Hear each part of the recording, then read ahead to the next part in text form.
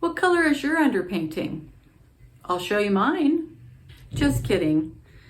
Today I wanted to talk about underpaintings. I recently saw a photograph where I thought it would be great to do this painting with a monochromatic underpainting. There's two types that I've worked with. One is Grisaille, I'll spell it for you. The other is Ima Prematura, and that's the one I use today. But an underpainting is a great way to start a painting because it really gives you the basis for the whole painting. So it helps you set your values. It enables you to do the composition, and you can wipe some of it off and put some of it on till you get things just the way you want. And then after that, you put your color on top. So it's a really good method to use, and I recommend that you try it. So let me show you what I did today. I'm starting with a big glob of transparent red oxide and adding a little ultramarine blue. And I'm going to mix this up with odorless mineral spirits.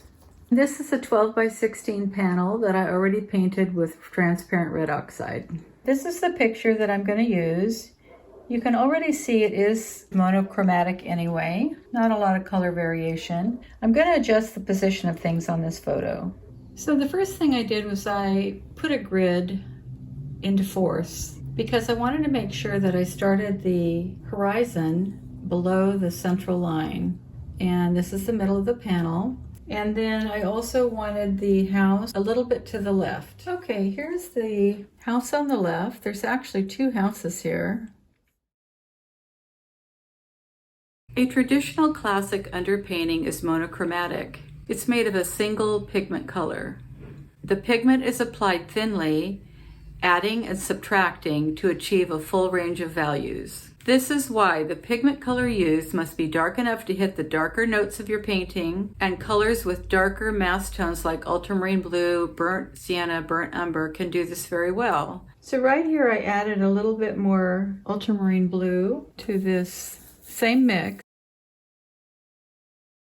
And this part of the mountain, it's coming downward, so I want to show that angle. And I also want to show that it's in shadow. The sun is coming from the right side, but it's actually behind this little hill, and so that's why this part looks like it's in shadow. There appears to be like a little creek, or maybe even just somewhere where they get some water runoff, and that starts right about here. So I'm going to bring this over. The most important thing about choosing the color of your underpainting is this. Whatever pigment is chosen is a color. So it will influence the color direction of the painting. With monochromatic underpainting, there are two approaches to choosing a color: using a color that is similar and using a color that is a contrast. So the only two colors I'm using are transparent red oxide and ultramarine blue. And to those I'm adding titanium white to change the value.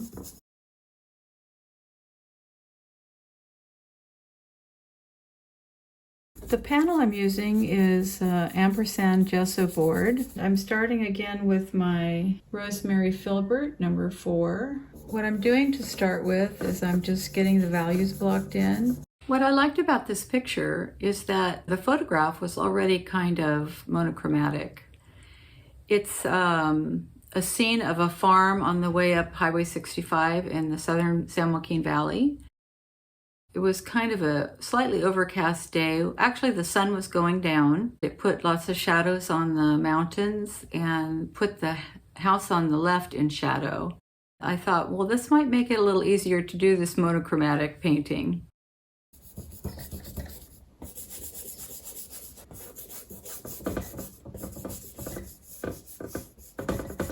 So here's what I've been working with. This is my dark mixture of transparent red oxide and ultramarine blue, and then I've added various shades of white to it. Now I'm going to add a little color.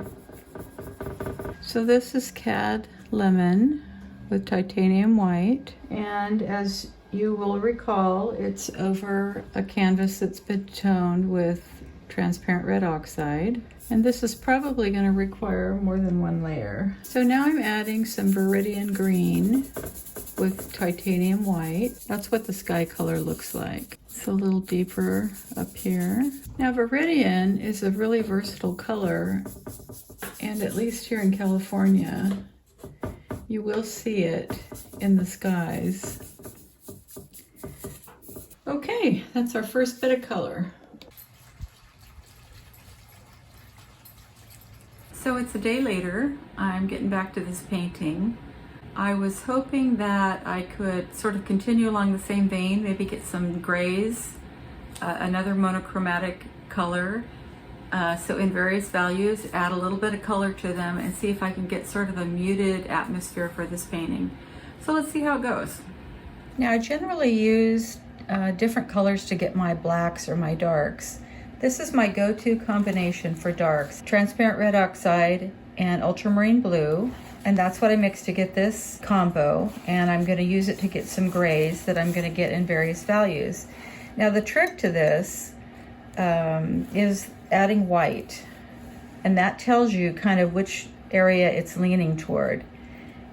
And as you can see, this is a perfect gray. So it's a little heavier on the ultramarine blue, and it's giving me the gray that I want. And then I want to also get a little lighter value, so I'm going to add a little bit more white, and that's giving me an even lighter gray. And at any point I would like this value, but I want to tweak it, I can add either the transparent red oxide or I can add more ultramarine blue. So this is probably about a 4 value gray right here in the field in front of the house.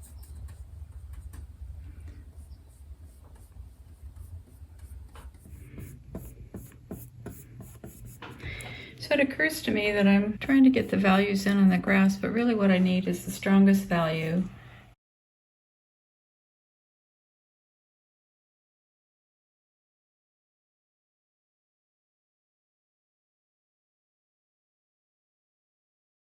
So for the tree a little further back, I add a bit more blue and a little bit more white to dull it, trying to get the highlights. And it's a good idea, rather than use white a lot of times to lighten the value of your greens, it's a good idea to use more lemon, more cad lemon or even more cad medium. But I find that the lemon, it gives you a lighter value.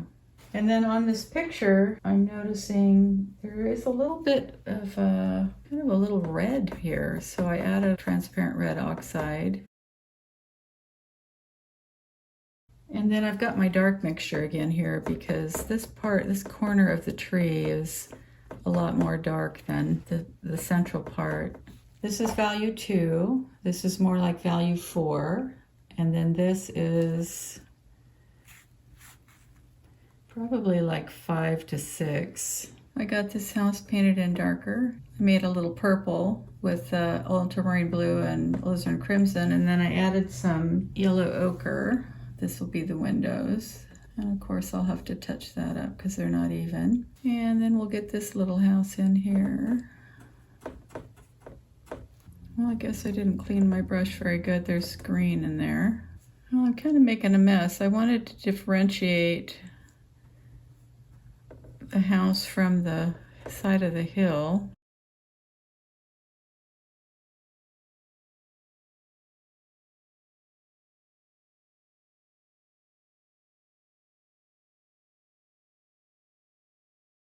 I'm trying to imply texture here and all the little shadows that are on the ground, and I had to make another sort of purpley mixture, but I needed to dull it. I added a little yellow ochre to it, and that works pretty good to dull the purple down.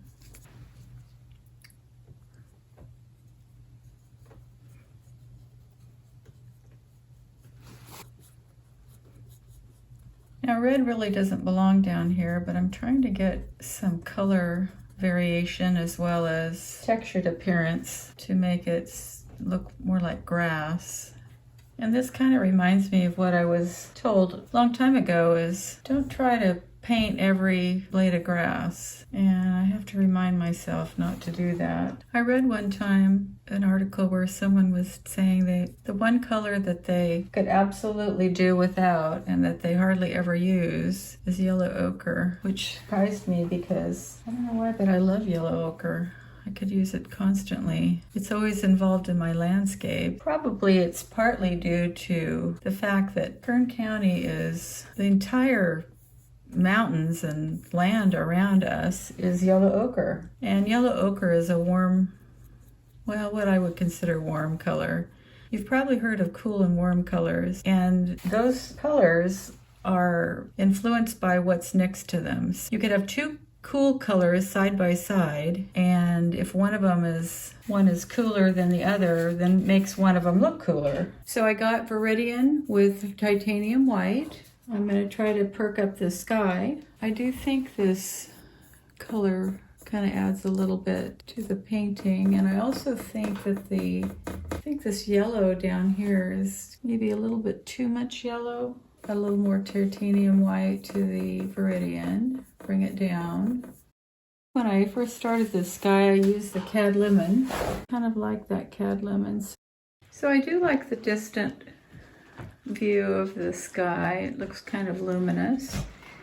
And I think it goes well with the top part of the mountain here. But this down here is a little bit too patchy. I'm gonna need to smooth that out. So let's see if I can get this figured out. So what I decided to do is take this big dry brush, feather the paint so it looks more blended and doesn't look as choppy in comparison to the top part. Although this painting was fun, I feel like there's something missing. So send me a message if you feel like it needs some cows or something in the field. Happy painting!